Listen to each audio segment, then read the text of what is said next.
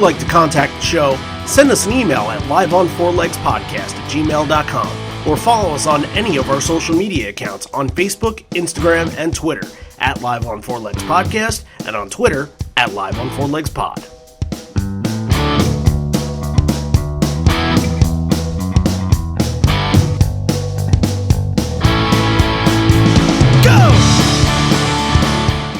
Ed and I were, talking earlier about sort of lyrics and acoustic shows and just how sometimes, playing rock music, you can kind of, it can all become kind of a big wash, and sometimes the words get lost, and we thought this would be a perfect night to sort of play a song that, in the past has been sort of a bit muffled, but we really wanted you to hear the sentiment. So I think it's real special, and Ed'll start this one. And away we go. You're listening to Live on Four Legs, the live Pearl Jam podcast experience, featuring Mr. Stone Gossard.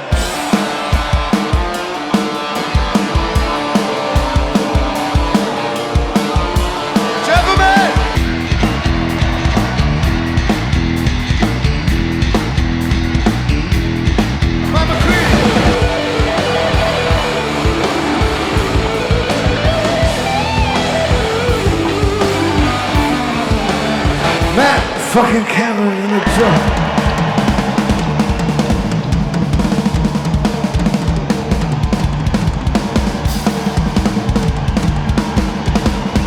Mr. Boom Gasper.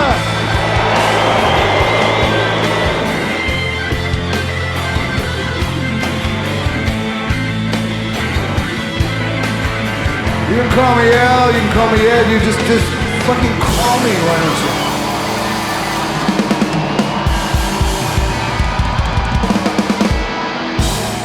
Everybody now, welcome to Live on Four Legs, a definitive live Pearl Jam podcast, and guess what?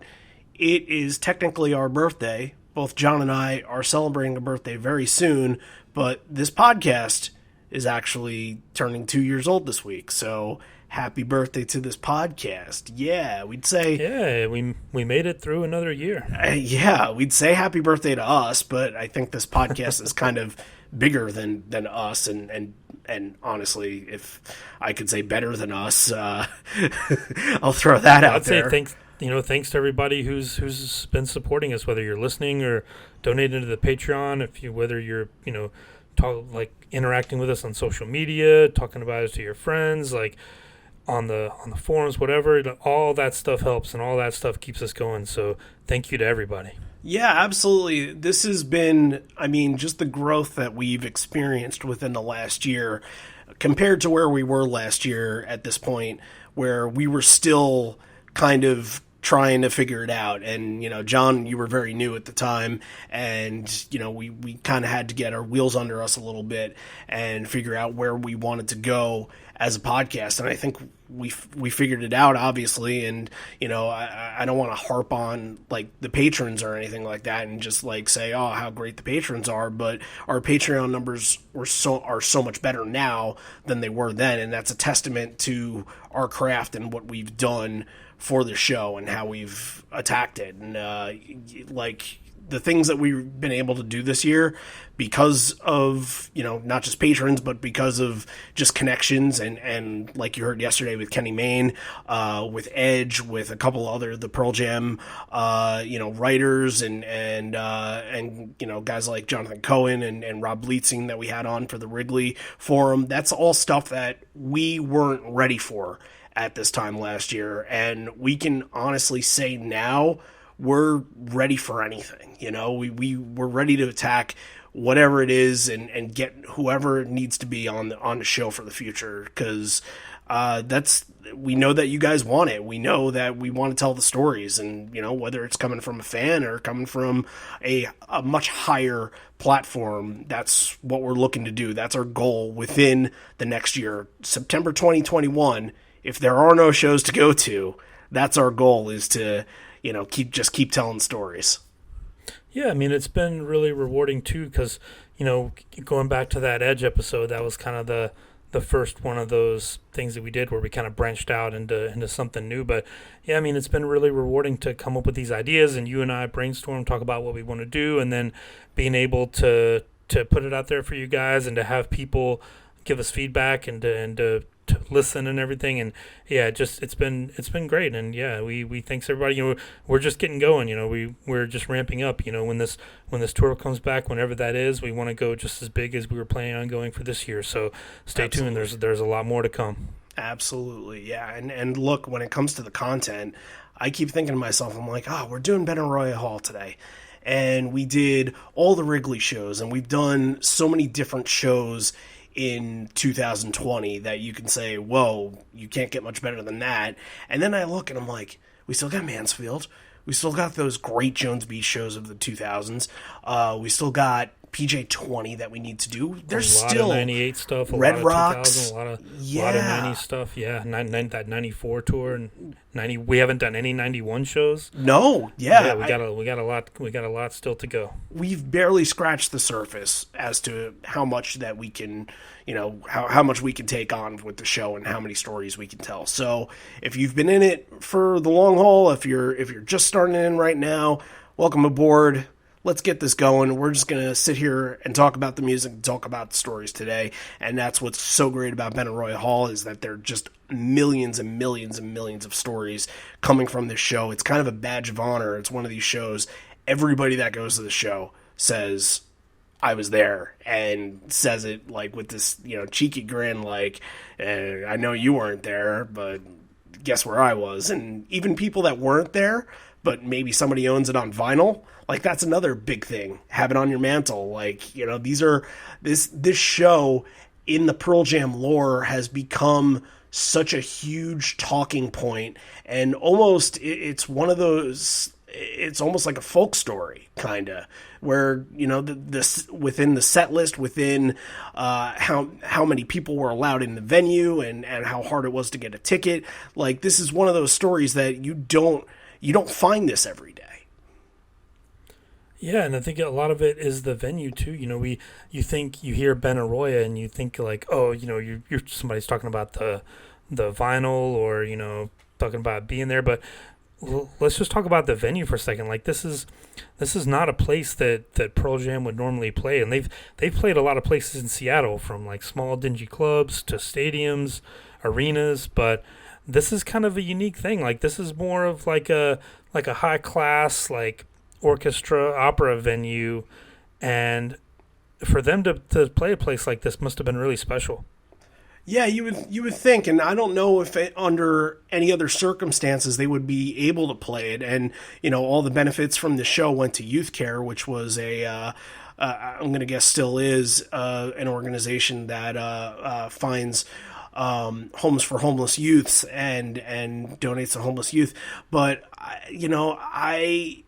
I couldn't think them putting up a show there and just saying, hey, let's just pack the house to just play Benaroya. That's not what it's there for. It's there for something special. Like you said, orchestras and operas, and people have season tickets to venues like this. And I know, because my wife used to work for a symphony orchestra, and she dealt with donors and people like that. They go for seasonal events. Like, that's what this kind of venue is. So most of the people, it's part of the community, and like that's what you do, is you do something like this to give back to the community. Sure. Oh yeah. And most of the people that probably automatically had tickets for the show probably had no idea what it was. Like, it's all, right, people in their 60s and 70s that are super stinking rich that just get the tickets no matter what. And, and then when it comes closer to the show and they're like, well, I don't want these, they go back into the ticket box, and they go and they sell them at the door.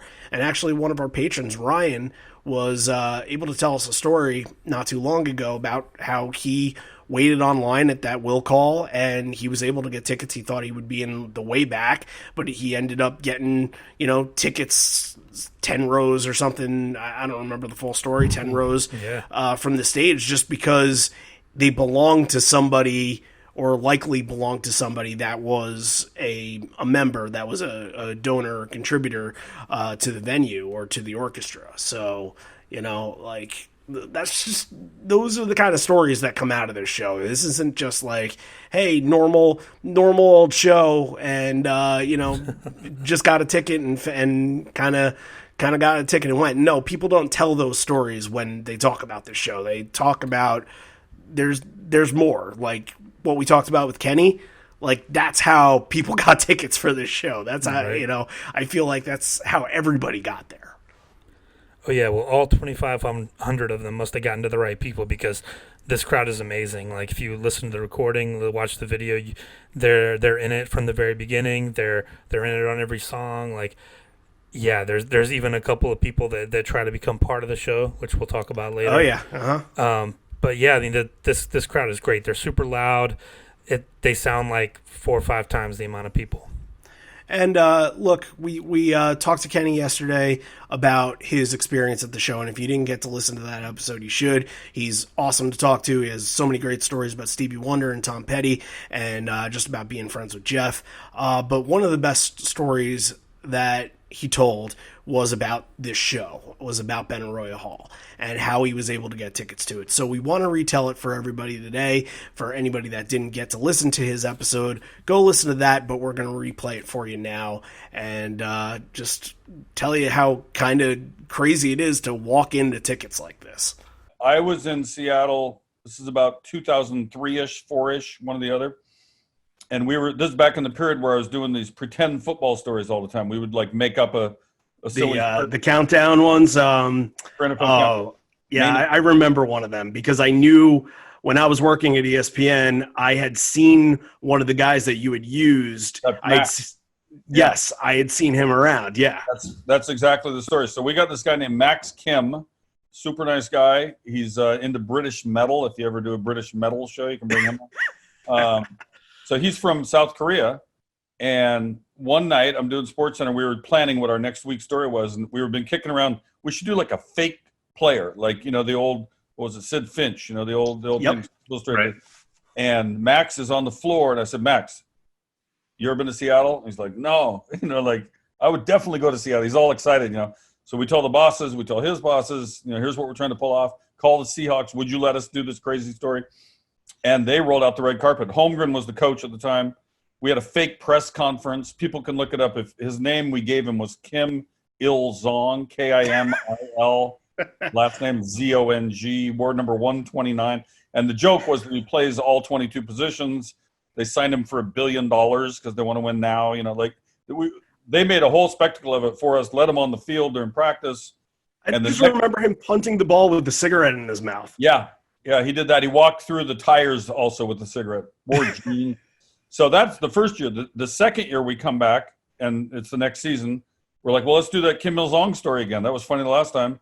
This time we were going to pretend that he kind of let the Seahawks down. He kind of lied about his talent, and he really couldn't play any positions. So the first time, Jeff Ament was in the story pretending this guy's so awesome, he might even take Ed's spot in Pearl Jam. There's nothing he can't do, right? Second year, this is by sheer coincidence. Because we kind of made the trip in a hurry. Pearl Jam's playing a concert at Benaroya Hall, which is our like fancy place. It's like where orchestras play and theater and so forth. Pavarotti would play there, that kind of place, right? So we are driving right by that place. So we look out, it says Pearl Jam sold out. So we jump out of the car. Immediately we got something to shoot. Right, like now he can't even get into a Pearl Jam show. We played that trick. But we have no intention to go in the concert because we're supposed to go to the basketball game. The Sonics had a preseason game that night. So Brent Barry is a guy that we come up to and say, hey, can you give us a couple lines for this fake story we're doing? And he does a great job on the court. It's pregame for this NBA game.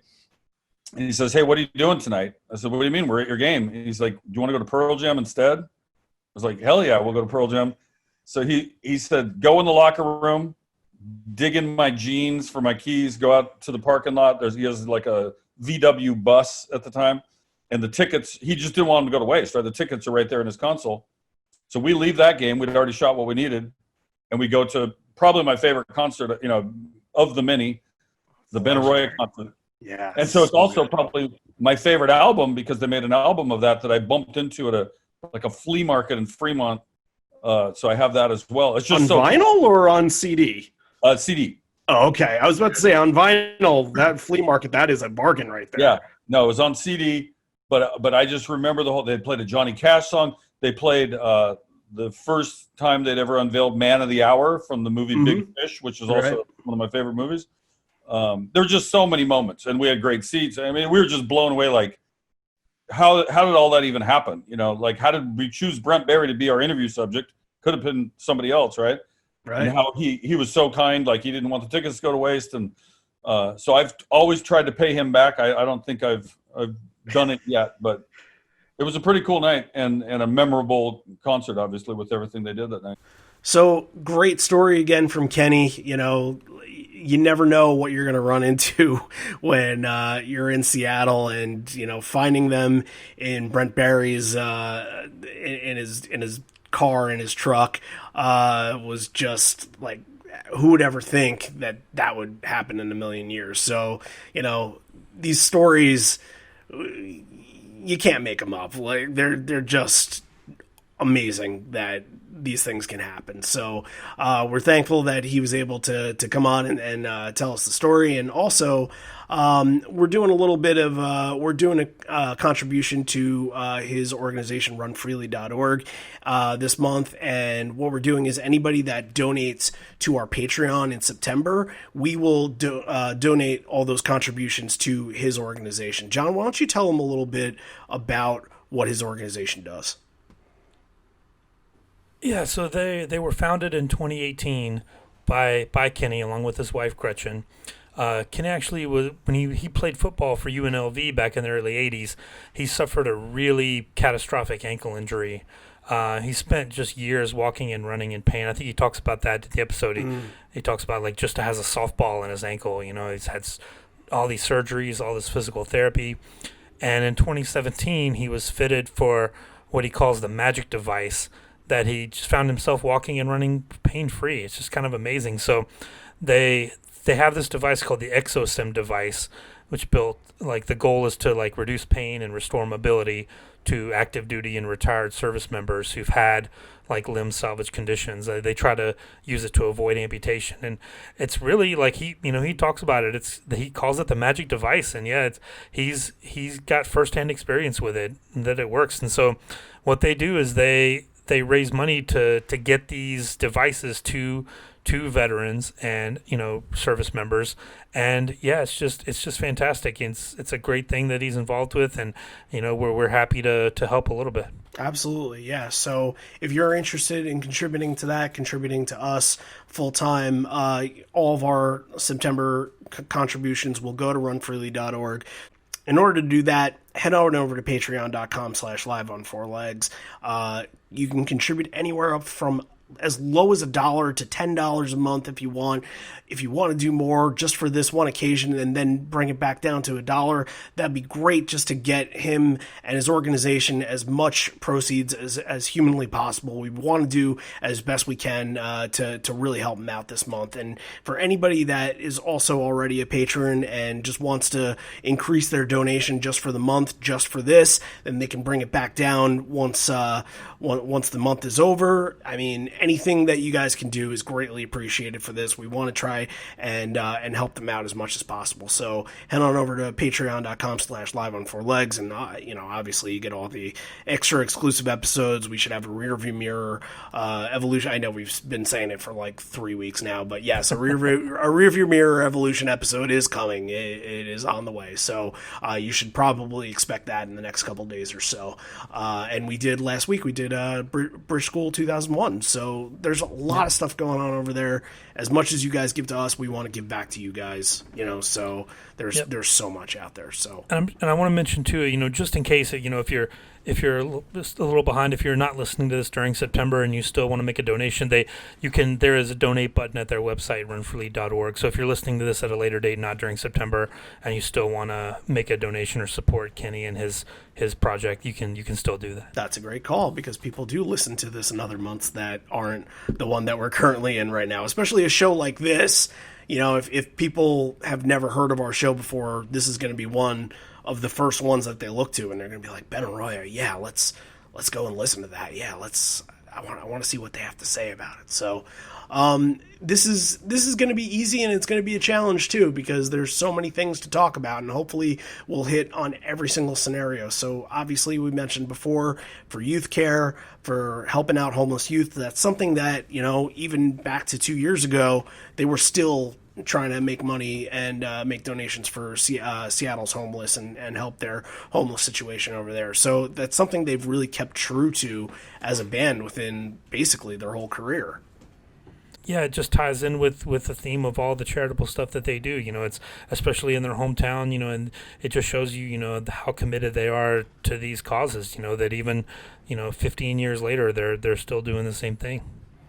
Absolutely. They're a band of their word, and it's just the additional love and appreciation that we have for them, that they can go and just, basically help out something that they really feel fondly on. And, how many different organizations have they helped out over the years? Thousands almost. And, I absolutely, I admire them for that. And it's not just about the music sometimes. It's about really appreciating them as human beings too. And that's such an important part of being a fan of theirs. So anything, look, obviously this is an acoustic show for most of the members of the band. Maybe not one specific one, but we can get into that. But is there anything else that we kind of, need to tee up here? There, because this is a show for sort of disenfranchised youths and like the homeless teenagers. This is kind of a show that has a lot more melancholy, acoustic songs because of that. And I think they wanted to set that precedent pretty early on. Yeah, I think too, and it's the venue too. Songs like, you can come out and play Blood and Spin the Black Circle and all that stuff, but it's just not going to sound good in this building. Like the way the acoustics were, I'm sure a set like this is going to sound even better, and I'm sure that's the reason they chose to record it and release it.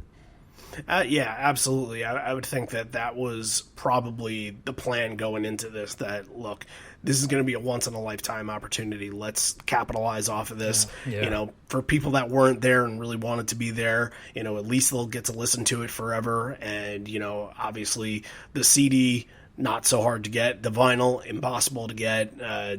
So for people that are collectors out there, this is one of the more special ones to have in your collection.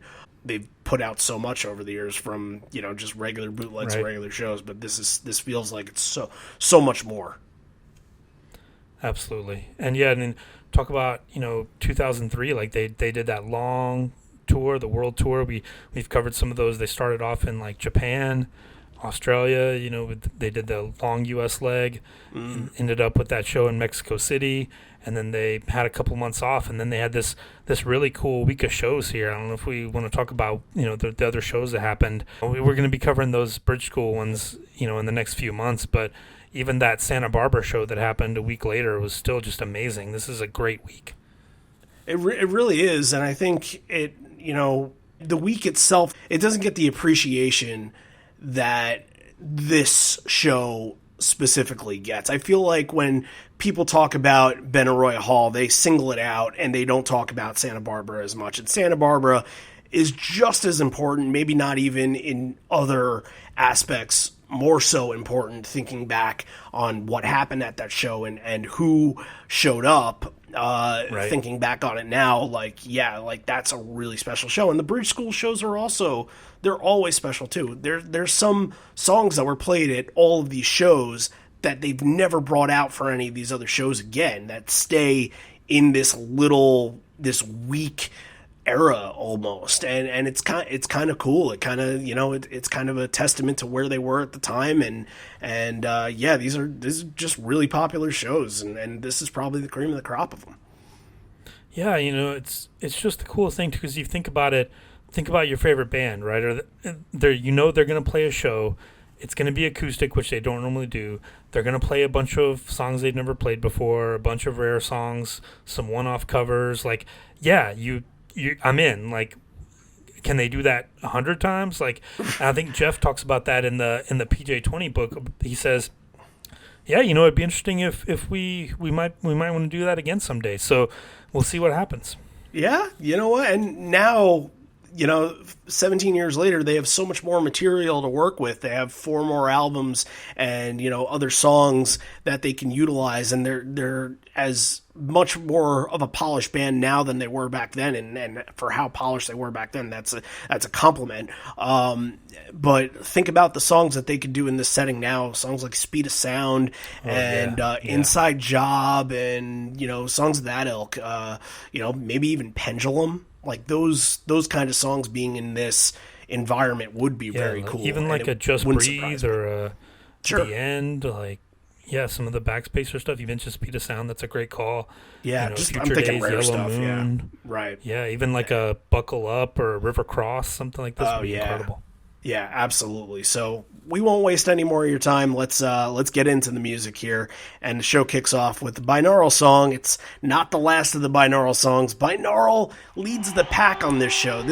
And look, at the time, Binaural, it's the follow-up album is out, so Binaural isn't as rare. But when you look at the show in 2020, it has to be one of the rarest shows on paper that you can think of, because a song like Of the Girl is an opener, and then they go back to other Binaural stuff like Sleight of Hand and Parting Ways and a couple of those other songs that we'll get to in a couple minutes. They'll never, ever play these songs in this kind of setting again. If they go and do a show like this, you'll be lucky to get one Binaural song. That's right. And even too, looking back on it, like some of the songs now that we think of as more common, like a Low Light or like a Down or Masters of War, even some of the covers they do, like back then, those were not common songs. They almost didn't exist. Right. Yeah, absolutely. So, Of the Girl opens up the show, and we talked about on the Patreon, we talked about the 2001 Bridge School version, and they were just really getting back to being a band at that time, and they were kind of on hiatus for about a year, and it wasn't the best version acoustically, but I like what they did here. Mike gets on electric, he's able to just be himself and do what he does, and and the band kind of jives with it too. I've said it before about the song.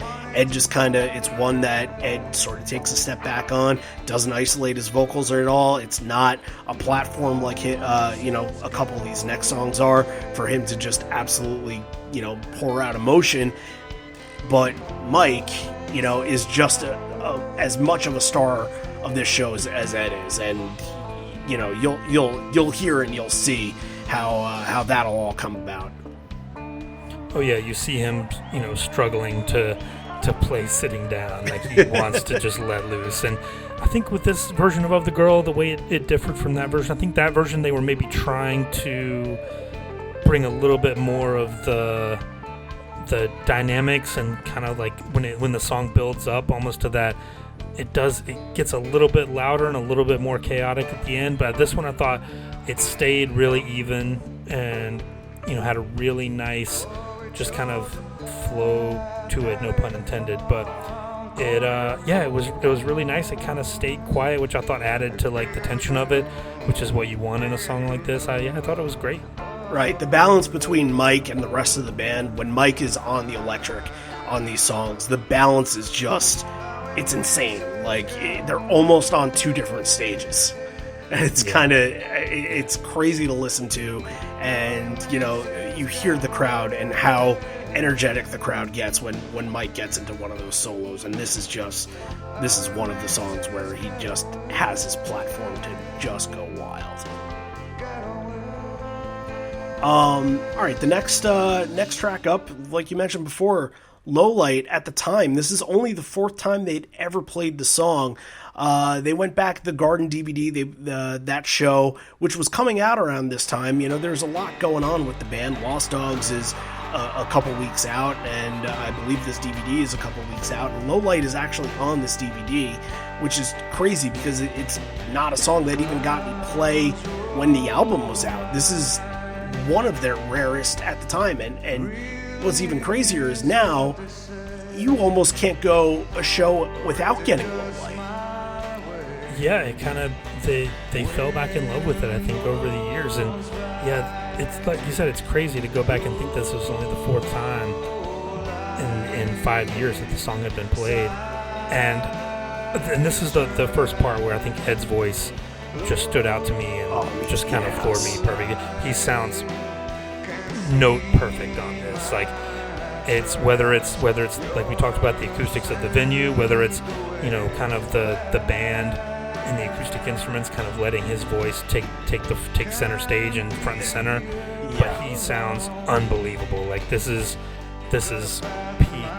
You know, his timbre, his everything is perfect in his voice. It really blows you away listening to this recording.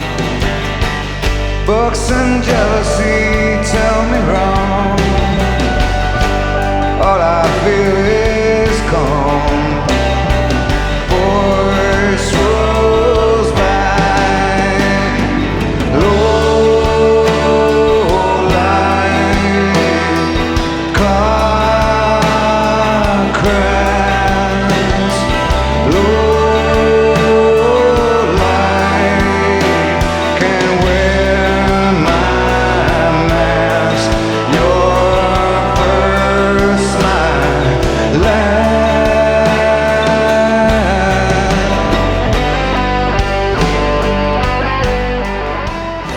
Things that I really noticed about Low Light, because they play it so often now, they get they're more loose with it now. You know, it's a pretty emotional song. It has some highs and some lows to it, but when, you know, on the album, you know, they pretty much keep it even keeled. But when they play it live, especially when, you know, they're playing in that 1, 2, 3 spot, you know, at a stadium show or whatever, they'll do stuff like that line, all I feel is gone, and he'll go up a little bit, or at the end where I don't need the light. None of that is here.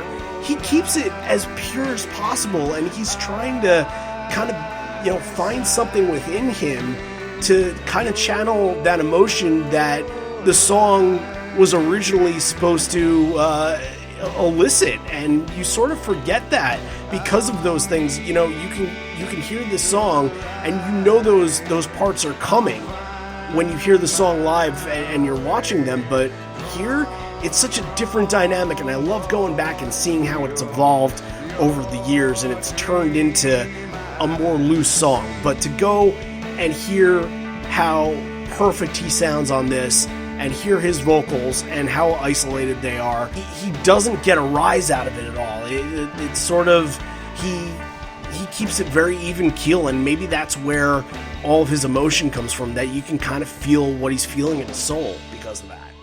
Oh yeah, he can do so much with his voice. He doesn't have to let loose with the screams and to let loose to be able to convey that emotion through his voice. Absolutely. He's got a gift. And you mentioned too, yeah, the evolution of the song. Like, they've kind of found those crowd moments in it through the years as it's become more common, where they've kind of picked up on those ones. Like, yeah, where he'll let that note ring, like hold it for a really long time, and it always gets a big reaction. And yeah, you know, when he really reaches up during the verse. But yeah, this is before any of that had even happened. Like we said, only the fourth time. So yeah, they were still. I'm sure they had to go back and rehearse it a few times to make sure it was good. But yeah, it sounds great. It really does. And you have to be thinking, you know, if you're at the show and you're thinking, okay, well, they're going to pull this out, what else is going to come out of this? And, you know, obviously as we go, we'll see. But Thumbing My Way is number 3. And this is telling you, okay, this is straying from the traditional set list.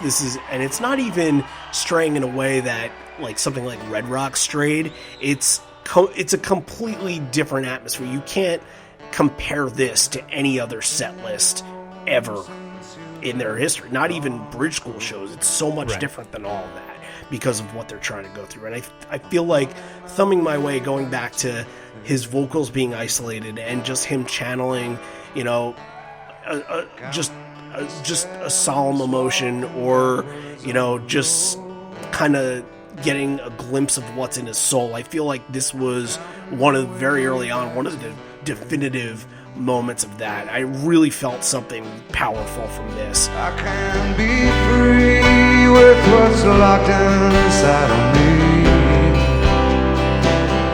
If there was a key, you took it in your hand. There's no wrong or right, but I'm sure there's good and bad. Questions linger over it. No matter how cold the winter, there's a springtime ahead. I'm thumbing my way back to heaven. Wish that I could hold you. Yeah, it reminded me a lot of that Chop Suey performance that they recorded for the video when Riot Act came out. And it's a very, like you mentioned, it's a very loose performance, just kind of sparse. Like they're in kind of a similar situation, just kind of on a small stage, kind of tightly together, and it sounds great. But yeah, the thing that stuck out to me was how slow it is, and I mean that in a good way. Oh yeah. Like, it's the song. This is one of those songs that needs the space. Like there's almost more going on in the space than there is when the notes are playing. And in a venue like this, it would have given me chills to hear it in a space like this. They really paced it well and it perfectly, and the song can breathe and walk around, and yeah, it's unbelievably good. This is one of the highlights for me as well.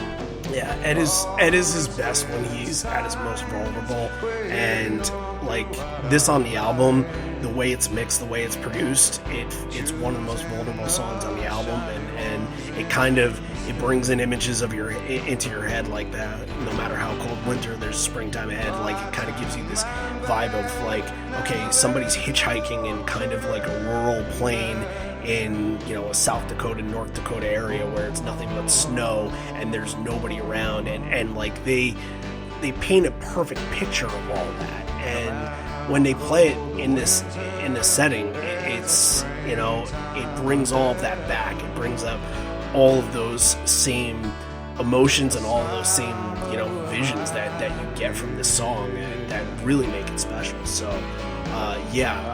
we're going to be talking about this again. I would have to predict later on in the show, so hang tight on that. In between though, pre-Thin Air, Stone starts to play a little bit something. I don't know if the crowd is that savvy with it, but he starts to play something. It's Unearthing a Lost Dog.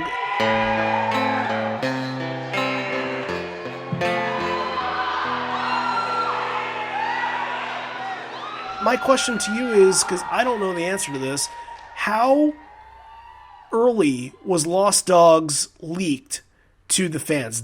I'm going to guess that some of them probably had it at this point. Well, yeah, I think there was, because this was definitely the time of Napster and all that stuff had been going around. And there was a promo of Lost Dogs that was leaked around, definitely before the show, sometime in 2003. So, yeah, I think we knew some of what was going on there. Okay. All right. So a lot of the people came prepared, and to hear those first couple notes of Fatal, they're like, oh, but just hold on just a second, because that Stone got the set list a little bit mixed up. And you'll notice, because in Thin Air, going into the second verse, where Stone has his little, just kind of, I guess, his little melody that transitions, that dum dum dum dum dum dum dum dum dum, like Stone is just completely lost.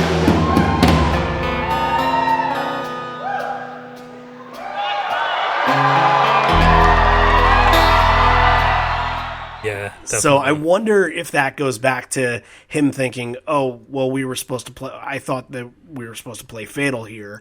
I wonder if that has any connection to that. Yeah, it could be. And it's funny, too, because you see in the video, he immediately just stops playing and just starts cracking up at himself. Like, oh, I fucked up. my bad, and like Yep. the rest of the band's kind of looking at him like, all right. And then But yeah, at the it's end- a really cool moment. Yeah, and then at the end, he kind of screws around a little bit and he plays it. He's like, oh yeah, of course I know how to play it. And then even Mike does it on his side, and he's like, I can do it, you can do it, like, that kind of thing. So the dynamics I think of the show is great. Ed says something after the song like, oh, we heard that this venue was really, really tough on people who messed up. I'm paraphrasing, obviously, but he's like, we're not getting away with that one. If you make the slightest mistake, everyone catches on to it. There's no chance getting away with that one. So whenever they're able to make fun of themselves and kind of laugh off, a movement on that kind of stage pretty early, you would think like, ooh, that's setting a bad precedent. But oh no, they absolutely take the ball and run with it from here. And this is where Ed actually introduces the song that Stone thought that they were going to play in the spot, and that is the live debut of Fatal. And yeah, this is probably one of outside of Lowlight, this is probably your next like massive what the hell's going on here moment. Like, holy shit, we're getting Lost Dogs is about to come out, and they've played a couple of those Lost Dogs songs. Some of them have rose to fame amongst the fans, obviously Ledbetter and Footsteps and Wash and songs like that. But even songs like You, people would go and dig a song like that out, and Down was pretty popular at the time. But like, this is the first ever performance of Fatal, and I thought for the first performance of this, they absolutely nailed it. I love this version. Yeah, I mean everything I said about Thumbing My Way still applies to Fatal. It's the perfect space. It's slow where the song has room to breathe, and all that stuff still applies. I mean, Ed sounds amazing on it. Yeah, and more of his it's just one of those. Oh yeah, it's just one of those songs that it's one of those mood songs that Stone was so good at coming up with, and still is. And yeah, it was immediately a fan favorite. And they played it 8 times or something ridiculous like that. Yeah. Oh my god. And yeah, this would. I would have been like I've said a few times when we talk about moments like this. Like, I would have been in a puddle on the floor. Like, are you kidding me? Yeah. Like, oh my god, I would have been freaking out. And I was trying to think to myself, because I'm listening to this, I'm saying, why don't they play this more often? Why don't they play this more often? And then I realized it finally came to me, and it's because they can't tap into this every single night. This emotion that they have is special. They have to save it for when they know there's going to be a certain show where we're going to feel it. And that's why only 8 times that they brought it up, they have to think like, okay, first of all, what's the setting? What's the surrounding?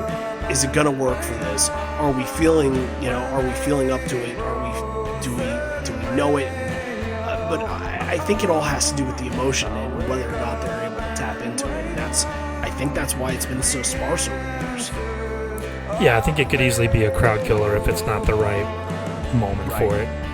Yeah, I agree. And yeah, we've heard versions of this that I think the newer versions are great, but they're not anywhere close to being on this level. So I understand that they want to keep it as as underutilized as possible. So when it does come up, it feels like it is a special moment. It's one of the very few that they have that you can still say that about. Yeah, here's hoping to more performances in this next tour. I hope we get it. But not too much more. But not too much more, because we want to keep it a little bit special. But at least the shows we go to. So, all right, more binaural. Nothing as it seems. More Mike getting on the electric and just showing how much he can outshine the band on the stage. Like, that's what it is. And we're 6 songs into this, and we already got 3 binaural. We're only going to have 1 from 10 and 1 from verses. So, this has got to dawn on people in the crowd here, like how unbelievably special all of this is. Oh my gosh, yeah. And again, this is one where Mike is really working that chair. Like, he is fighting it, trying to stay seated. He's rocking back and forth and dropping down to the side, and yeah, he's getting everything he can out of it. Yeah. It's one of those performances, and we've talked about it before, where when he's really holding those notes and bending them and letting them stretch out, that he's really feeling it. And deep, that was in this performance as well. Yeah, absolutely. Yeah, there's no other way to just take this in than just to listen to it and just feel it, because it's one of those versions you just don't listen to, you feel it as well, absolutely. Yeah. All right, so I mean, this isn't going to be the last time McCready blows our mind at this show. Like, there's going to be a moment later on in the main set where the crowd is just standing ovation, up in arms for McCready, and he deserves every minute of it. But before we get to that moment, we do have another song debut here, and it has a little bit of a story attached to it. A couple of weeks ago, a guy called Tim Burton came up and, or actually sent a film for us to watch. He made a new film. It's called Big Fish, and it's a really beautiful film. And then he asked if we had something to put on it at the end, and it was such a moving film that it was easy to write something for him. So we did, and we just recorded it in the last couple days. So.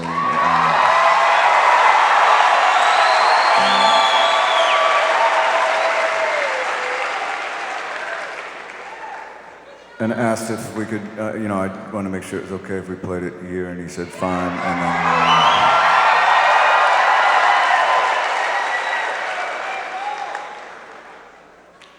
and then I asked if we could maybe act out the last 5 minutes of the film so you get the mood of it.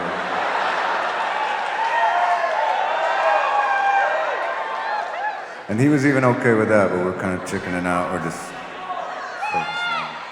Anyways, this one's going to be called Man of the Hour.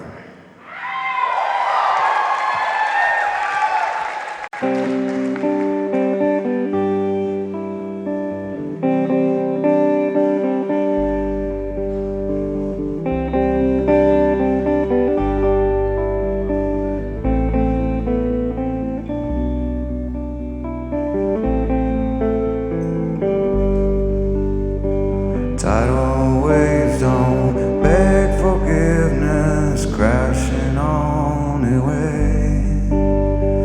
Father, he enjoyed collisions, others walked away. The snowflake falls in May, and the doors open now as the bells are ringing.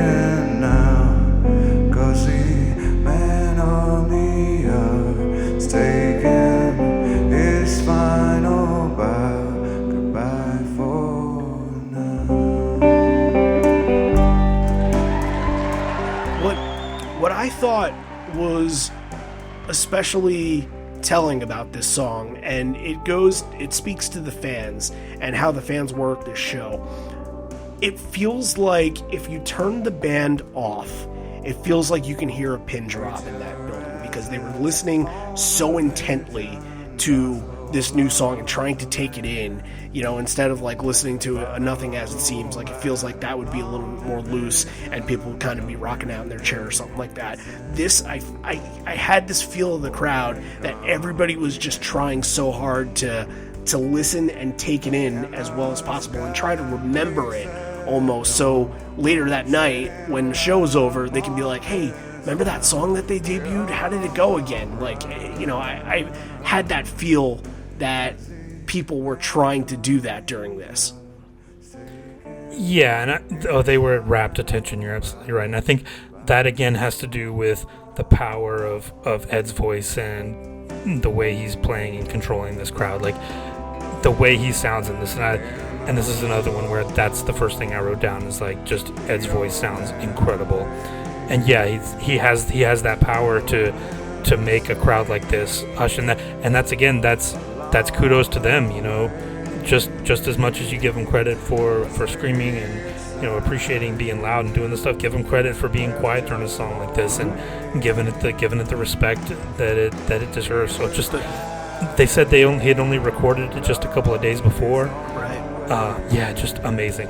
But then there's that moment like where they finish up the chorus and the goodbye for now, and they kind of go back and they reset the song a little bit, and the crowd just kind of, it's almost they let out a huge, like they're holding their breath and they're waiting for that moment where they can just erupt and just cheer on the band, and oh boy, those are great moments from this. I really, this is another, I'm on board with you here. You just isolate Ed's vocals and you kind of feel where he's coming from. You can feel what's in his soul, and this being brand new, I'm sure they're thinking in their heads like, oh, we're feeling this. This one's going to be on our minds for a while. So you can tell that they were proud of this one. Absolutely. And, we don't get to talk about this song a lot. Like, I remember in 2004, I think after the movie came out, the 10 Club released a little CD single, not a 7-inch, weirdly enough, but a little CD single with Man of the Hour, and then the demo for Man of the Hour. And I don't know if you guys haven't heard that demo of Man of the Hour. Oh, it's spine chilling. It's great, absolutely great. So definitely go and check that out if you haven't heard it. All right, that transitions into Immortality, and mind you, Mike was on the electric for most of this, and he needed to stay seated, so take the electric out of his hands and put an acoustic in his hands. And what does he do? He plays the acoustic like he's tearing up an electric. So, and it's funny because we did talk about this on our Evolution episode for Immortality, and how, playing this as opposed to what they were doing at the time, and, this being like the one where, again, you said before, he holds out those notes and you can really dig deep within his soul. He was just kind of doing some flamenco strumming, and he was, doing some crazy stuff, different things, and making it have more of an acoustic vibe. It just, he's so talented that he's able to turn something so emotional into something that's just a different emotion in the same song. Like, you don't say that for a lot of guitarists or a lot of musicians like that. Oh yeah, he's too good for his own good. And we talked about this. This is kind of like, they had done this acoustic at the Bridge School in '94, so they had a little bit of history. That was very early on, though. Yeah, definitely very early on. But yeah, and again, you mentioned too the only one 10 song, only one versus song. This is only one Vitalogy song as well. Right. So when you're not digging into those early ones that much, they got to stand out as much as they can. And you think about the endings to Immortality 2, where this is one where Matt usually just gets to absolutely tear a hole in the snare, and and he goes nuts, or Jack goes nuts, and they just they have a very smooth landing with it. It's a really good performance, and it's one of the things, it's so hard for you not to recognize Matt in some of these songs, but he just does a perfect job blending into this whole entire set. Oh, absolutely. He's so good at reading the songs and really guiding them to where they need to go. Absolutely. He's totally underrated in that element. But Immortality 2, think about where it's placed. It's directly in the middle of this main set here. It's kind of it's probably the most known song in this main set, weirdly enough. And I think it serves a real point of anchoring this whole thing together. You have that intro, you have a lot of like rare stuff, some debuts, a lot of 2000 stuff already, more recent cuts, and then they're gonna hit you with this Vitalogy song that everybody knows. It kind of has the effect of like bringing that crowd all in, and you're like, okay, we're at the top of the mountain right now. Here we go. I think it really serves a purpose. Really does a good job of anchoring this whole main set together. Yeah, that's a good point. It's kind of like the acoustic version of the Even Flow spot, almost. Exactly. Yeah. But it's cool because you get Vitalogy, and like you said, you were getting a lot of 2000 songs. But here, it's your 90s section almost. You get 2 no-code songs back to back, which it feels like it almost never happens this way. So Off He Goes is played, and an amazing version of Off He Goes. It has that folky country western vibe sound to it, and Mike again is just going off. That like ending solo that Mike has in this is another just masterwork of just this show and definition of how this show sounds. But Around the Bend, the 5th time they've ever played it. They hadn't played it in 226 shows. That's going back to a show that Jack played with them in '98. That was the last time they had played it to that point. So that's brand new for Cameron. And, again, the rarities are just making more and more memories. This is a good checklist show for people that have been going to a lot and they're still waiting for some. Like, this is off a lot of people's checklist now, and you got to think, this show could be for a lot of people. This could be the one and only performance that they've seen of certain songs. Oh, definitely.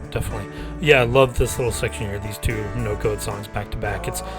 You mentioned Off He Goes, and yeah, I'm gonna second that. Like you mentioned the country and western feel. That's perfect. That's the way I like it more than like the folk rock feel that it sometimes has. It needs that it could have been like a Hank Williams Sr. song or something. You need to go back to like that really old 40s and 50s country. It's kind of what it evokes. I thought that fantastic. And then Around the Bend, and we got to mention too, Boom gets a little solo at the end of this.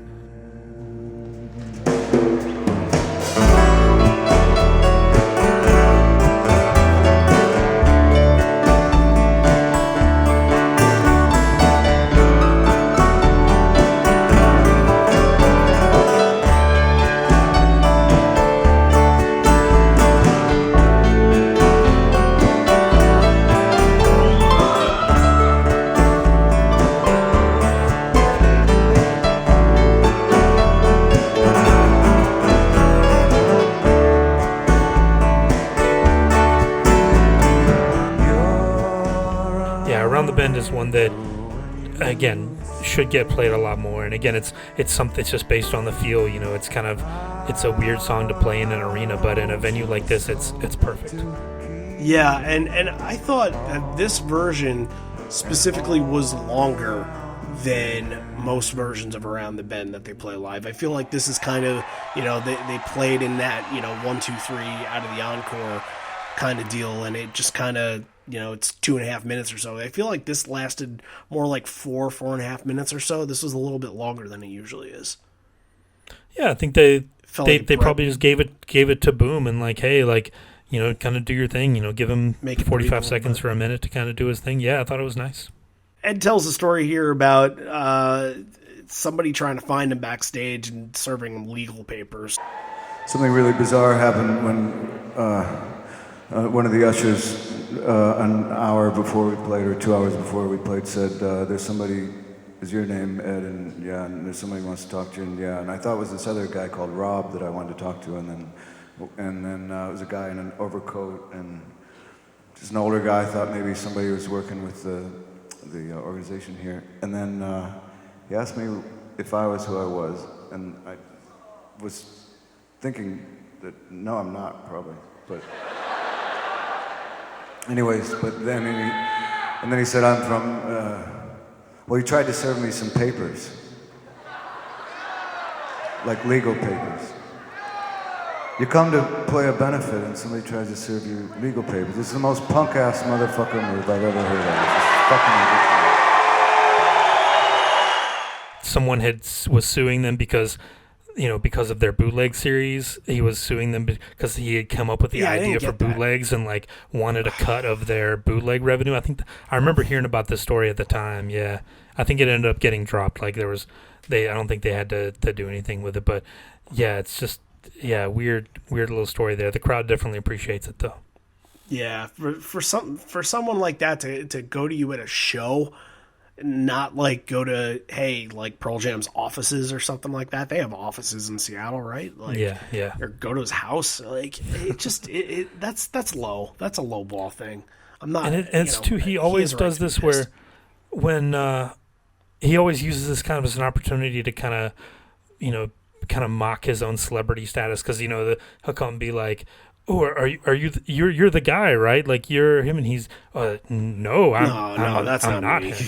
It kind of goes back to those, those interviews in the 90s where he'd be like, he'd talk about, someone seeing him like, "You're that guy." And he's like, no, I'm not that guy. I'm not who you think I am. He kind of ties back to some of those old stories that I thought that was really funny. I'm going to go the second week in a row by making an obscure wrestling reference here, but I have to in this because this reminds me of this.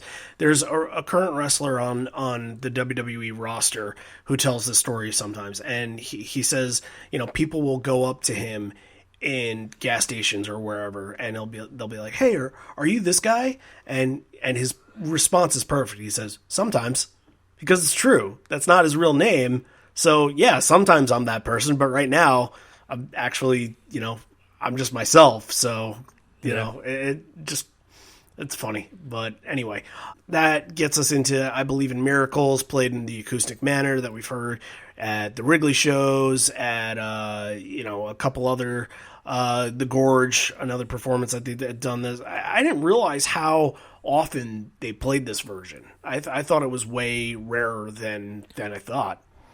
I believe this was the first acoustic one, though, because I think they had been playing it going back to '95, but always in like the fast Ramon style. I remember thinking this was the first acoustic performance of it. Was it the first? Okay, because I know that that 2003 was like the first year that they really started getting into it a lot more, because I think that was right before Johnny passed, so Ed had him on his mind. But I wasn't sure about the acoustic part, but they brought it back. This version was I think played all week at Bridge and Santa Barbara as well, if I'm not mistaken. Yep. Yeah, so look, it's played more often than not, but it's such a great alternate way to play a Ramones song, and then taking that and turning it into something a little bit more unique and not being a four-chord spectacular that Ramones songs are. It's cool that they're able to kind of change it up and mess with it a little bit. Yeah, I mean, it's always cool when they can rework stuff like that, and to get I don't think the Ramones ever did a Benaroya Hall show, an acoustic show, so that's definitely a cool thing.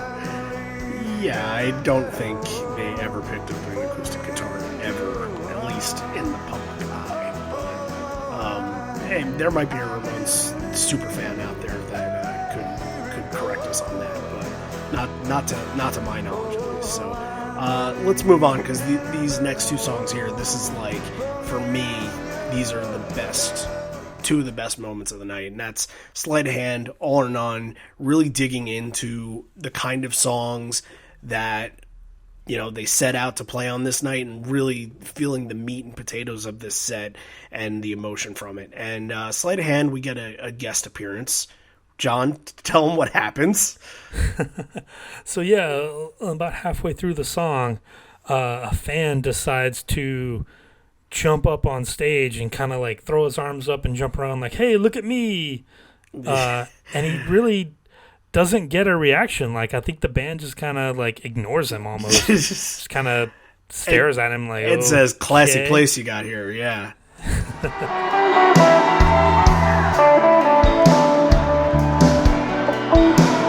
Classy place.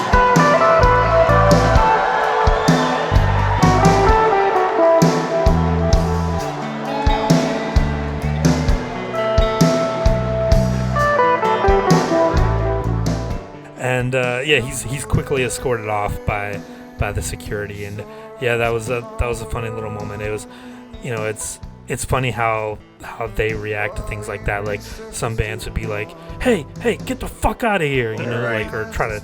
They're just like, this is just our ignore him, spotlight. like that. And that's the best way to handle it. Like, just ignore him, let him make a fool out of himself, and be done. Becomes part of the night. Yeah. And it's like a little blip. Like, we're not going to even talk about it much more than what we're talking about now, because it's a very, very small aspect of the show. And I think Ed makes the joke that, like, oh, that was our manager. That's Kelly Curtis. He's just so excited that we're playing here. Yeah.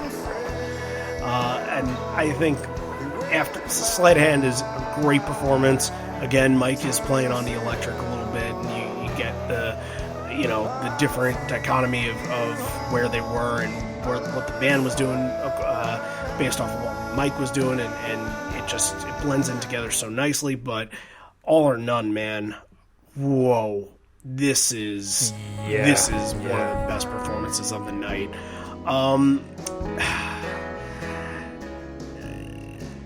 I mean, I'll go out on a limb. I'll say this is the best performance of All or None. hands down. Ever. Like yeah. They've only done it I'm 17 times, so That's right. I feel pretty confident saying that, but yeah, only the 7th time they'd played it. For a song. I mean, for a song that came out, on Riot Act less than a year before, you wouldn't think that would be a big deal, but they've done that huge tour. Like a lot of these Riot Act songs have been played, 20, 30, close to 40 times. So yeah, but oh my gosh, the solo part, Mike is just channeling something otherworldly. He's on another plane. It's this is deep. It's magical. Yeah.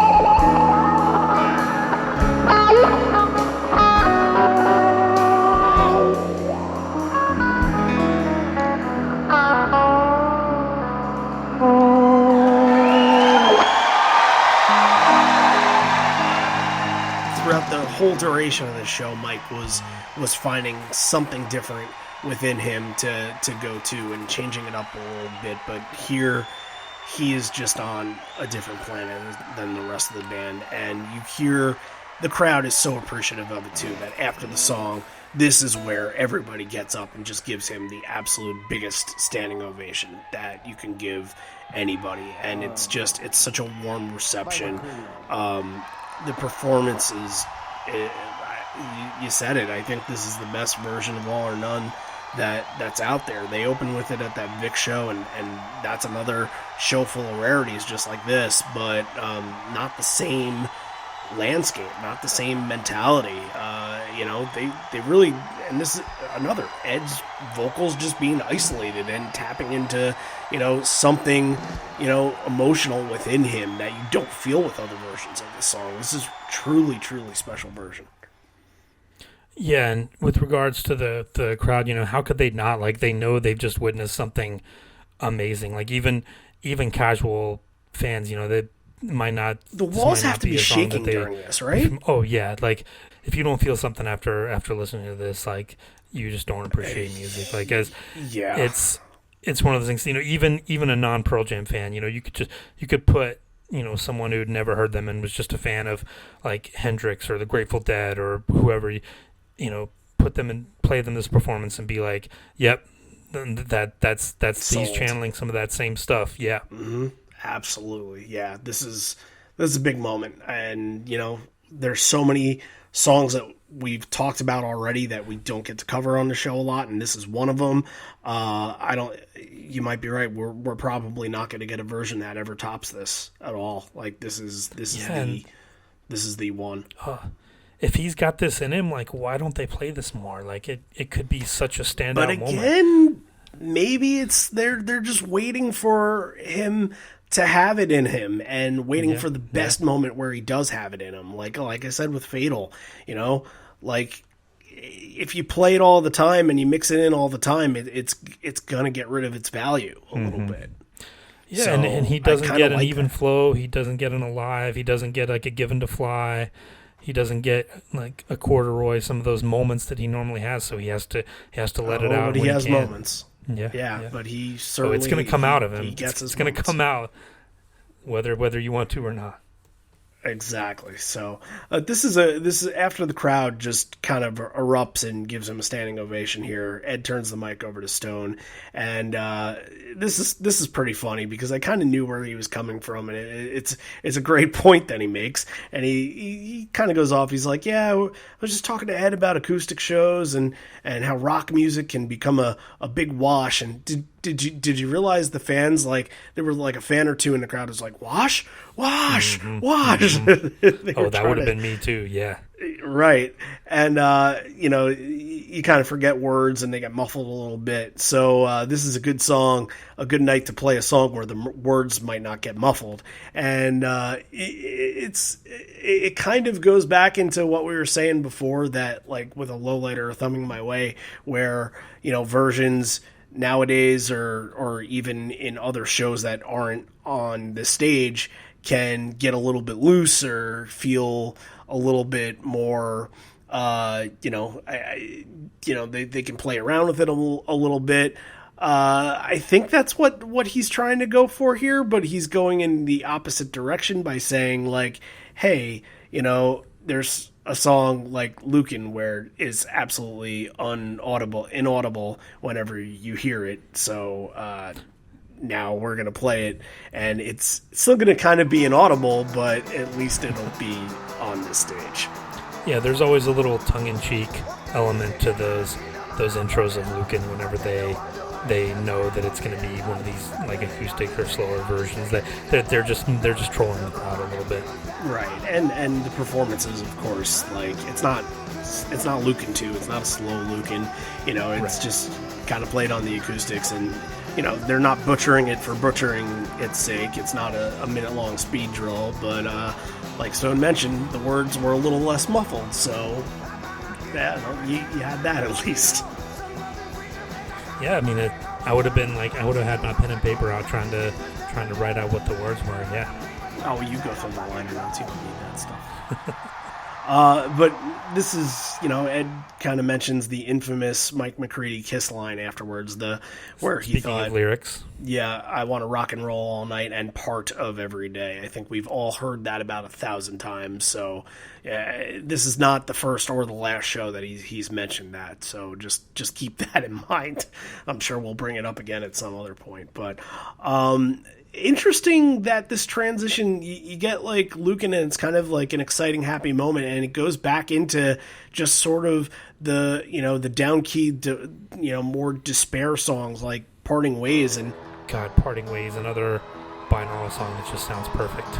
The three like pretty rare album enders, at least for this time period, Parting Ways, Around the Bend, and All or None are all played at the show, and that's saying something. That's pretty crazy there. And even if you want to throw in, if you want to not consider Stupid Mop as the real album ender for Vitalogy, they did Immortality too. So like that's, I love the album enders just as much as the openers are so important in their lineage, because it always kind of, it opens with a bang and it closes on more of more of this note where it's kind of downtrodden, a little bit of despair, and it's such a weird way to close out binaural too, where you had so many ups and downs throughout the record that after a ukulele song of all songs, this finishes us out, and it's so powerful. Ed gets really emotional with the lyrics on this as well too. It's another great song where you can isolate Eddie's vocals. Definitely. It really is. I really like those versions that they did later on, where they would bring out like the string quartet, and you get the cello and the viola and all that stuff. I really surprised we didn't get it, but I'm surprised we didn't get any of that at the show. Yeah, just it for would like have been one show. Would have been a nice touch, but Yeah, this is great. I mean, "Parting Ways" is a great song. It's one of my underrated favorites. So it was great to hear. Yeah, that's a good point with the album enders too. Yeah, you don't usually look getting the openers. You can get once and sometimes, and Brandon J and some of those other songs at the same show, and not even think about it. But to get 3 album closers at the same show, that's got to be just as rare as anything, Yeah, it made me miss all those yesterdays a little bit.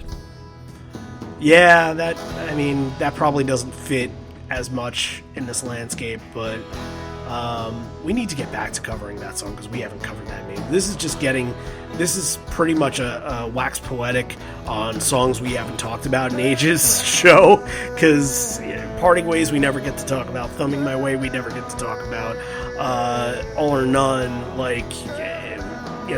this is our moment to get to listen to songs that we don't listen to every week. So, if we just spend the time doing less analysis and more, just gushing over it, then that's the reason.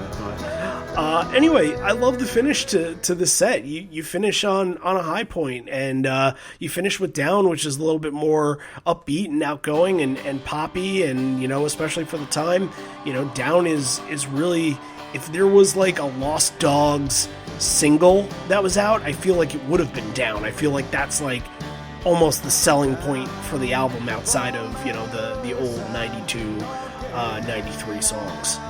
Right, and I think every time they played it, he would mention something about like, oh, this one didn't make the record, it didn't fit, but we were dumb. Like, we just, looking back, it absolutely should have been on there. Right. That had nothing to do with the quality of it. Yeah, Down is fantastic, and it's in that rearview mirror porch spot ending the set, and it kind of serves just like Immortality kind of served the even flow portion of the set here. Down kind of brings it all together. It leaves everybody on a high, like you said. It's great. Yeah, I don't know if it's ever closed a set or a show like this. Well, I would be very surprised if it had. I think this is probably the only one. This is kind of like your sort of mid main set kind of song to get you off of the roller coaster of even flow and kind of into a poppier end of your main set. That's kind of where it usually lays. But yeah, to end a set, especially after all that you got so much emotion in there. Again, Parting Ways and Off It Goes and Around the Bend and all those great songs that you almost never get to hear. To get something a little bit more upbeat, a little catchy, get to dance in your seat a little bit, like, good way to end it, and good way to keep you thinking that what else is there that they can pull out of their arsenal in the encore. So there's a lot. So let's get to it. They come out, and it's really, I feel like the first 2 songs are just Ed. I didn't see the video on these songs. They are. Yeah. It's just Ed. So Can't Keep, and obviously later on we would know that this would become part of Ed's part of Ed's Ukulele Songs album, and this would be the opener of that album. And it was kind of funny because the first time I ever listened to that, I didn't even look at the track listings or barely looked at them, and I played the song and I'm like, wait a minute, this is Pearl Jam. This isn't Ed. What is going on here? Am I listening to a ukulele Pearl Jam album? So it's cool going all the way back here. Did he do this solo at some points beforehand? Because I know he was messing around with the uke a little bit, but this can't be the first time he was doing it, right? It might be, because I know they had played it a bunch of times on this tour. I think 15 or 20 times. I didn't get a chance to go back and listen to all of them, but yeah, they were all like pretty normal, right. The same way the opener is with that drum intro and all that. Right. Yeah, I think it might be. It could have been something that they broke out just for this. Yeah, it sounds great. And we talked about like that he was on tour with, he did that like Benefit with Beck a little bit, where some of those songs came out. Was that not part of that?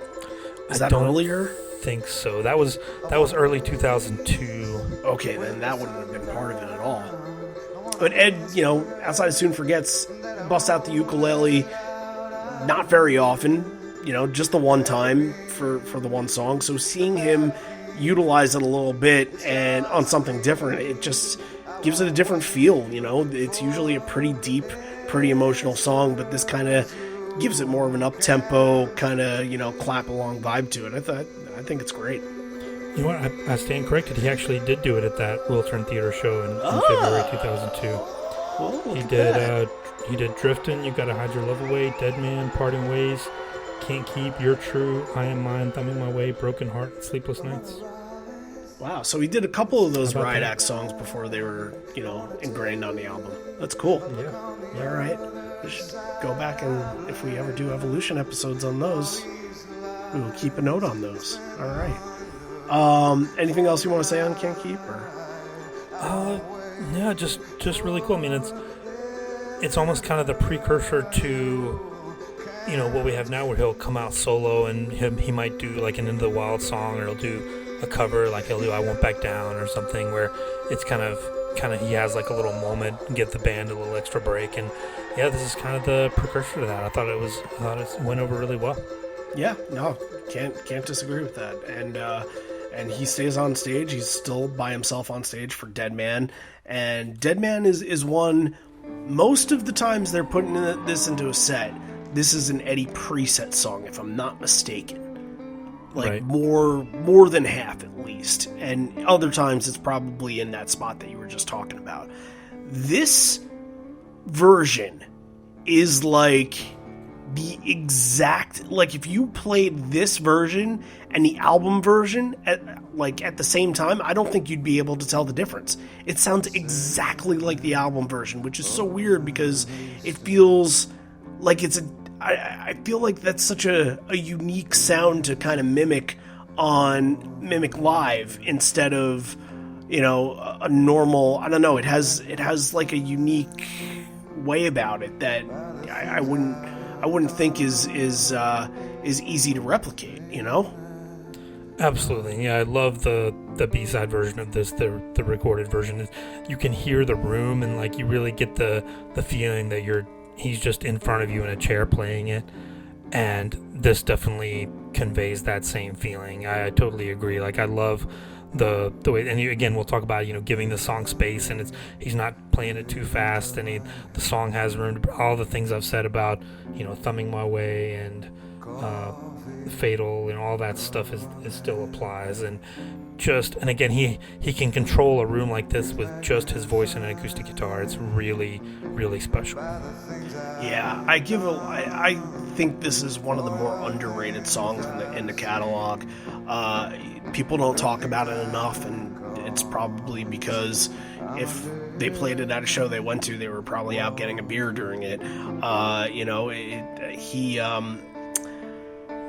It fits right in that second disc where they're doing like Strangest Tribe and Driftin', like that, like it's all sort of just kind of darker songs. It's downtrodden songs, and it all like it melds in so well together with the other ones on the record. Like it's such a unique piece to. And honestly, the track listing that they chose for the second record, I never used to really pick up on it or pick up on the songs and remember the track listing at all. But that little section that they have middle of that disc is just that is wow. It's some good stuff there. Yeah, I think this comes right before Strangest Tribe, right? If I'm not mistaken. I think it's Dead Man, Strangest Tribe, Driftin', if I'm not mistaken. Yeah. I don't think very there's, cool. Very cool. I don't think there's anything in between those, but yeah, love this version. Masters of War. So I was gonna say first ever full band performance of this, but not quite. It's just the guitars, and it kind of brings you back to that Dylan tribute. They hadn't done it since then, and that was only Ed and Mike doing it for that show. So it kind of, that version is just standalone, like, spine tingling, goosebumps inducing. Like, that's everything that you want out of that version of the song. But to bring it back after what, like 11 years is right. that's a long time to go without playing a cover like that. Yeah, and it totally fits in with the climate of the time. Like, they were starting to break out a lot more political cover songs, and this one fits in perfectly. And yeah, you know, you mentioned that Dylan tribute performance. It totally brought me back to that. You know, Stone playing the G.E. Smith role of like the guy just playing rhythm guitar on that performance, and it sounds really, really great. And he's, you know, they hadn't really started, you know, kind of making it their own yet. Obviously, the first time they played it since then. So I'm sure they were like, hey, you remember? Let's just do it like that. And you know, because it was just two guitars and his voice. So let's just have Stone play the other part, and we'll just do it the same way. And oh yeah, very, very powerful. A very, very appropriate Bob Dylan song to cover, especially, you know, with the way the climate was in 2003. You know, they were starting, we talked about it, they were starting to do, you know, Fortunate Son and Give Me Some Truth and things like that, and this fits in right in with those. Yeah, absolutely. Yeah, it's perfect. I'm surprised that they didn't add it in earlier in that tour, like in the U.S., the long U.S. tour. Yeah. I'm surprised they didn't bust it out there, but I think this is another one where this whole week of shows, Bridge School, I think this was another Santa Barbara song too, if I'm not mistaken. I believe this was definitely so. a Bridge song. Yeah. Yeah. But, I mean, look, the power punch at the end where Ed just gives you that final line, I stand by your grave as sure as you're dead. Like, every time. Yeah, and it's one that stuck around too. Like it popped up a lot in that 2004, the Vote for Change tour, and then it's kind of popped up fairly regularly ever since. Yeah, and keep it alive, keep it around. That's what I say. Yeah. That's a keeper. All right, the whole band is back, and you know you got to do some popular songs here. You can't leave without doing some of the traditional stuff. So they're going to bust out Black. And I was a little disappointed in the crowd. This is the one time I was a little disappointed because it felt like I heard a faint, hey, like they were like almost like one or two people were about to do it and then held off. I thought that was a moment where everybody could have been all in on that, singing that part, because when you get later into the song and they're all singing the final bit of that last stanza there, and how good that sounds, like, oh, yeah, like, don't you think that was kind of a missed opportunity? Oh man, it would have been one for the ages if if the crowd had just overpowered him from the beginning and just taken the whole thing. Yeah, but you know, maybe it's something, you know, out of respect. You know, again, his voice is so powerful in situations like this where they maybe like almost a little bit of reverence, like this is maybe his thing. So, but yeah, looking back on it, it would have been an unbelievable moment. But Ed gives the moment to the crowd. It doesn't usually do this with happen. the song. Yeah. Ed, you know, for as many emotional moments as he has on this night, he lets the crowd have one with him.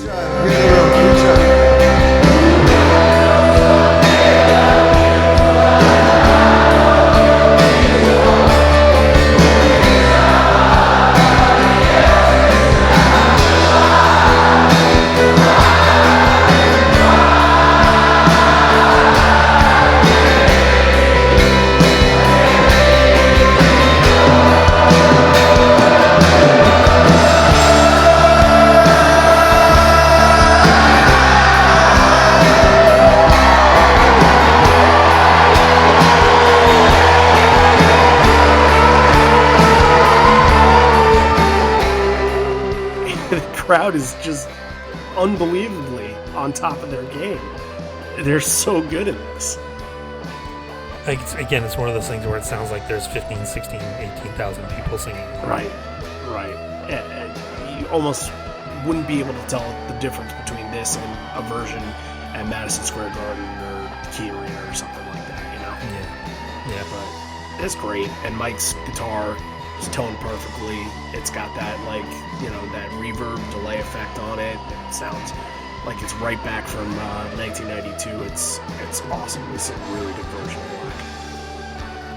Oh yeah, just how many times are we going to gush over Mike? Like, it's another one where he's really stretching the limits of that chair. He really wanted to get up and go nuts.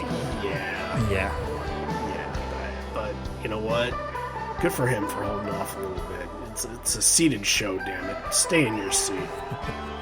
No standing on this. Come on. What are we doing? At least for a little while longer. Where are we at? Are we at a rock show here? Come on. So some more really finishing off the set. We get another, pretty popular, one of the more popular songs, Crazy Mary. You get Boom, His Time to Shine. We talked about this one on the Bridge School episode that we just did recently too, and how this was kind of like the bridge to when, bridging the gap between the era without Boom and the era with Boom. And this song hasn't evolved yet into what it is, where Ed has those moments where he's screaming, high above the trees, over the... Ed is very, even keel with his voice still on this. They give it to Boom. Boom does his thing, and there's no duel at all. So it's still kind of interesting because it's still a growing song at the time, and it's still got a good identity to it though. Yeah, and again, a crowd favorite. Even though it's a cover song, everybody knew it, and yeah, it's another chance for Boom. We talked about it in Around the Bend. He got a little solo. They, like you said, they just give it to him, and Mike doesn't try to overshadow him. Lets him have his moment, and yeah, it was great. Just a really cool version of Crazy Mary. And again, I'm glad they brought it out of the show. It fits in really nicely. But yeah, like again, thinking about it in hindsight, it's one of those transitional time periods, where just a few years later it would turn into something completely different. Exactly. This might be one of the last times they play it without a complete duel, Right. So. Oh, would you like to have been in the room where they're practicing and Mike goes, all right, keep up, kid.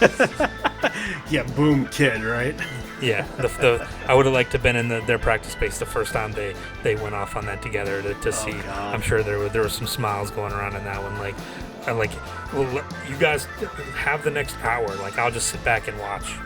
Jeez, look, if footage of that exists, it would have been on PJ20. I'll just go ahead and say that. So, yeah. Wow. Yeah, just thinking about... Cameron Crowe, call us. Yeah. We've got some questions for you. Exactly. That's our next big guest that we're going to get. That's what we're going to allude to, right? Hey, if he's listening, live on fourlegspodcast@gmail.com, the number 4. He knows it. He knows how to get in touch with us. Johnny Cash, not an artist that I would ever think that Pearl Jam would go to, but they do. And this is, again, one of the songs this week.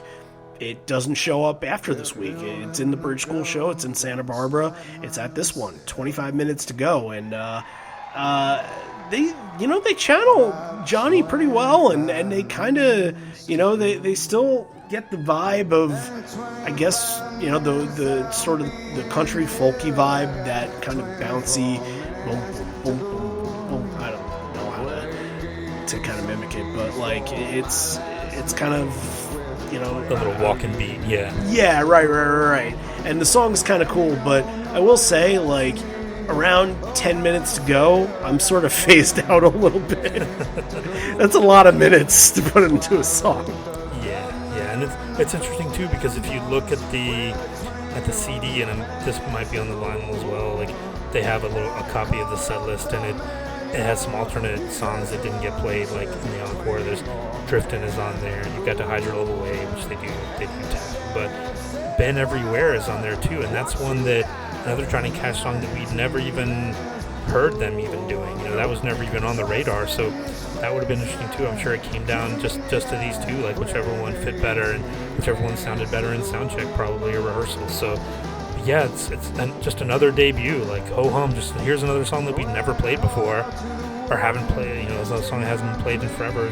Some of the other ones we talked about, but yeah, just something totally special. And yeah, Ed, not really doing. He does a little bit of the Johnny Cash impression, but not fully. I think in the Bridge School one we're going to talk about, he really gets into the voice a little bit more. I think. Right. If they would have covered this a couple of years earlier, Johnny Cash would have maybe covered one of Pearl Jam's songs on his American Masters album with like Nine Inch Nails and Soundgarden and all that. That's right. That's right. What song would you like to have hear him do? See, it's tough because we hadn't really given this a lot of thought beforehand, but I'm trying to think of something. I thought about it. Off of 10 or off of Verses. See, maybe something. I think that his voice would really reverberate on Better Man. That's the one that's really sticking out to me. I'm just thinking about the other songs that he did, and he did mostly popular songs like I Won't Back Down and Rusty Cage. I can just see him pouring into Better Man. I don't know what it is. Maybe it's just the cadence of it, but maybe it's just kind of the style would fit his sort of what he was doing acoustically on that album. I'm gonna give you a couple. How about Nothing Man? Nothing Man would be good. Sure. Or like an elderly woman. Elderly woman, yeah, I can see that. Yeah. Now, would he have gone more for the songs that are already like tailor-made for acoustic, or would he have done, the same thing that he did for Hurt, where he kind of do like a rear view mirror, get like a little rear view mirror action? Well, you can't top the Frogs version of rear view mirror. Come on, I think he knows better than to do that. But that's interesting. You guys out there, if you have a good one, let us know. Yeah, maybe we'll do a little discussion. We'll do a little Devo episode on that, or we'll break that down a little bit. Sure, I'm down for it. So there's a lot of minutes to go. They go on and on. Did this, minutes to go. 24 minutes. I get it. I get the premise of the song. So they close the set with Daughter. Not a song that they usually close a set with, but in this setting, I think it works perfectly, and sends the crowd home happy. You get some Beatle tags in there, You Know My Name, and You Gotta Hide Your Love Away, like you mentioned before. The crowd is clapping along as they're singing the tags, and Ed introduces the band as kind of like one final goodbye.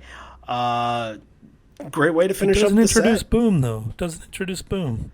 Well, he said Boom's name after Crazy Mary. I think that's enough for Boom for the night. You don't want him to get that big of an ego. Don't give him a big head, right? Yeah, he's just the backing keyboard player. He's just the B3 in the background. He doesn't need mic status. Come on.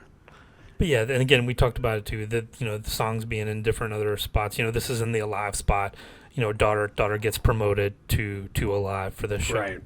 Right. But something that doesn't leave its spot, and it's really something that never leaves its spot, is they come back out for one more, and of course they have to do Ledbetter. And I think this all goes back to Mansfield and how the crowd just, at this time, Ledbetter was becoming so entrenched into just what they were doing in their set that it was expected that no show would ever be able to end without this song. And I think that was the expectation at the time, and now I think people accept it. That if a show doesn't end with Ledbetter, okay, they have other things to go to. But I think in 2003, I think it was we play Ledbetter, you play Ledbetter, or we riot kind of deal. Like people were dying for it at the time. Well, too, yeah, you just didn't leave until they played it, right? Like that was the sign. Like oh, okay, now the show's over. But this too is where they come out and Ed comes out and they kick the chairs away. It's like, all right, we're gonna stand up and play this one for real now. So Ed kind of has a moment, like he very dramatically like shoves his chair behind him, like, all right, we're done with that. And Ledbetter is done, standing up all over. So that was definitely cool to give these people a little moment. But yeah, and the ending too, we talked about so many times on the show where but we talked about it so many times where he was really going crazy and like going on, but this is really kind of like a tender moment at the end. Like he's just kind of standing there, like plays it very gently and almost quietly. It's almost like a little lullaby kind of between at the end. Distortion. Did you notice that? He went like distortion for a couple seconds, then switches back. I thought that was kind of cool. Yeah, it ends really kind of gently and tenderly. Like, it was very appropriate for the time. I appreciated that.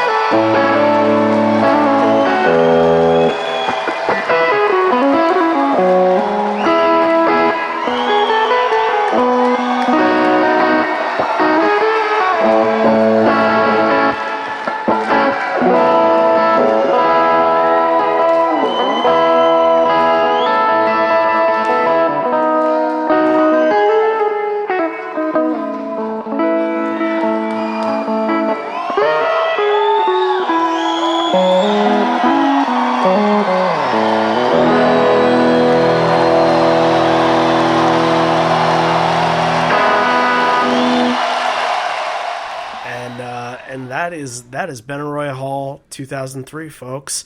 That their 13th birthday, Classic, by the way. Classic. That's right. Yeah, which we're gonna get to Teenager. a 30th birthday coming up very soon. They're getting on in the years. In about a month, we're gonna be celebrating their birthday. So hang on to that idea, because we'll have some cool things to talk about. I think you can already see where we're going with that once that week comes around. So that should be very exciting. But obviously, we got a lot more to do before then, including this.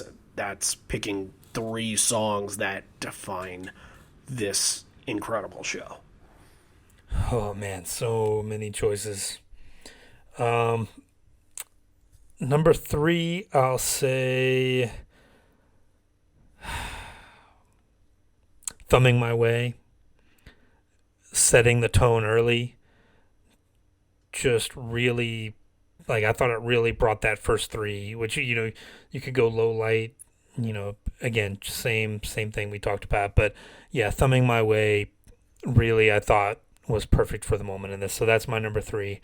Number 2, gotta be Fatal. The debut of Fatal, such a cool song, and one that really sticks with you, and it would have been amazing to be there. And I think you're gonna be with me on this. I think All or None is number 1. Yeah, I have 2 yours in my top 3 for sure.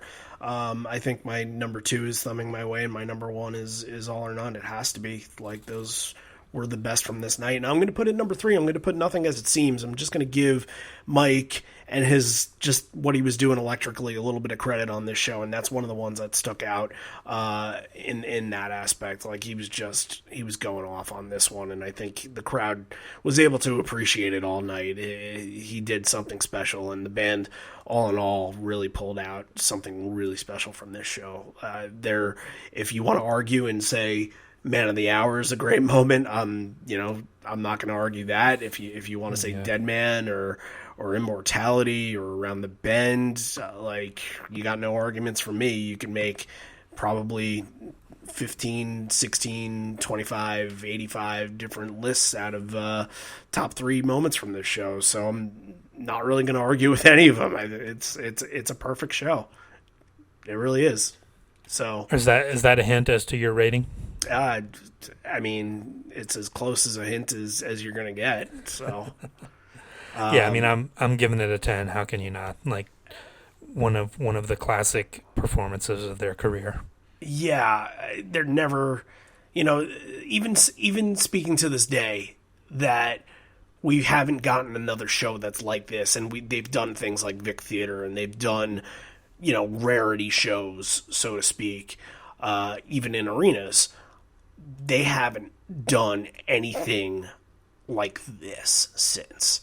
And I think that just speaks to how important it is still. And, how hard it was to get a ticket to this show, and the venue, and this kind of being sort of a destination venue almost, the one that you would never think that they would play. And, people still to this day, I mentioned in the beginning, they will still, you say the words Benaroya Hall and they're like, oh, the Benny, like, oh, everybody knows this show. Everybody loves this show. There's, it stands the test of time. It's perfect. You won't get the kind of set list you get from this night anywhere else. It's so good. Did you rate it a number? Did you go with 10? I could, like, you want me to go like 10,000? Like, okay, I could do that. You cheated at a show once and you gave it like a 13.5 or some crap like that. Well, I think I gave Charlotte like a 17 or something. I don't remember what it was, a 34. I don't remember. Come on, Charlotte being a 34, this has at least got to be like a 97 or something. Can we rate out of 100 now? Yeah, I was just a guest on that episode. I didn't have to follow the rules. Yeah, this is obviously a 10. Need I say more? It stands the test of time. So, all right. So that was our anniversary show.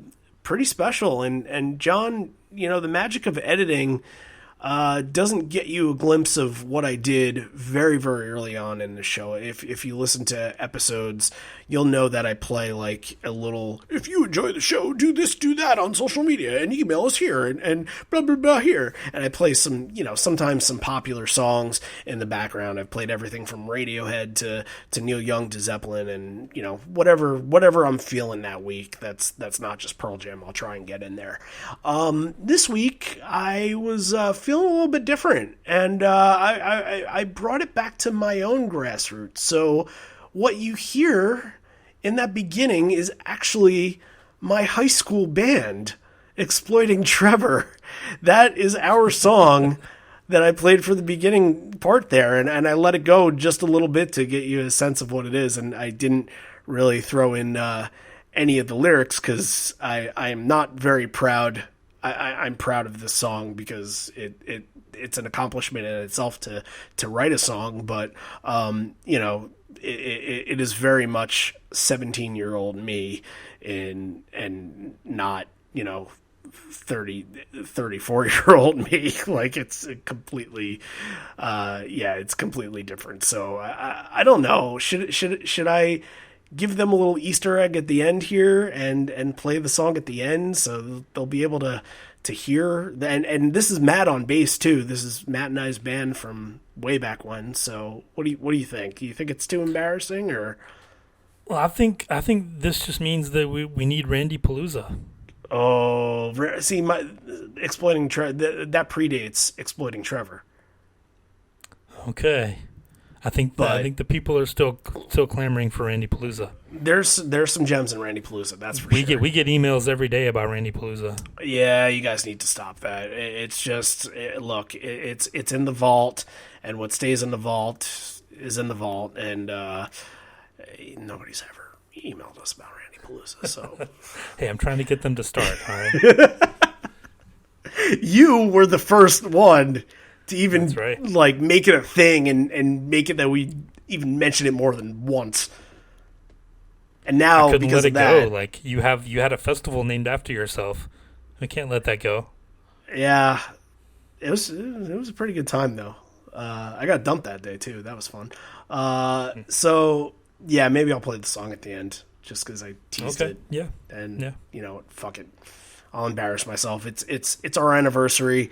It's a gift to you guys who have been listening in for however long you've been listening, whether it's been like the last couple months, the last couple of years. Like we're now in 2 years. Like that's pretty insane that we've been doing this for a long time. And John, you've been on hand for at least a year and change of it, and you've been a great co-host to sit along with, and more about the band that I could ever learn. So just feeding off of your thoughts and ideas is just a pleasure to do every week, and I hope it continues. I hope it continues on for weeks and weeks and weeks, and this point in 2021, maybe we'll get to do something cool this week too. Who knows? Oh, yeah, that'll be cool. Yeah, thank you. That's very nice. And I'll throw it back. I'll say, a lot of people don't realize how much work goes into something like this, and I'm continually amazed by all the work that Randy puts in on this show. It's a labor of love, and so On behalf of all of us, thank you for all the hard work that you do every week.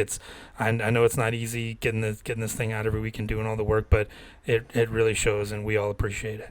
Well, I thank you for that, and I know that there are other people that have that say the same thing, and it's something I kind of I love to do projects with my time, and yes, this is something that I spend a lot of my time on, and when I'm proud of something and I'm in on something, I kind of I'm a moving train. I don't stop with it. So I'm just glad that other people have attached themselves to it over the last 2 years enough where I can feel confident to want to keep doing it every week. So just it's for you guys as much as it is for us. Just make sure you make time to rock and roll part of every day. I always find around like 2 or 3 o'clock in my day. I always kind of get up, I stretch a little bit, and I kind of headbang. I grew my hair out. I haven't cut my hair since quarantine, so yeah, I can kind of headbang a little bit. Oh, I rock and roll for more than part of every day, John. Don't you don't go that, crazy. Man. Don't go crazy now. Yeah, it's gonna give me a heart attack one day. I know it, but it's all right because I know I'll live. I've lived a life. I don't know how else we can end it, but on that note, maybe tease them for next week. I'm not even sure if you know what we're doing next week. Do you? Surprise me. Are we going back around the world? You surprised me. Yeah, we are. We have 2 more countries in Europe to do, and this one actually comes from a request from one of our patrons, Luke.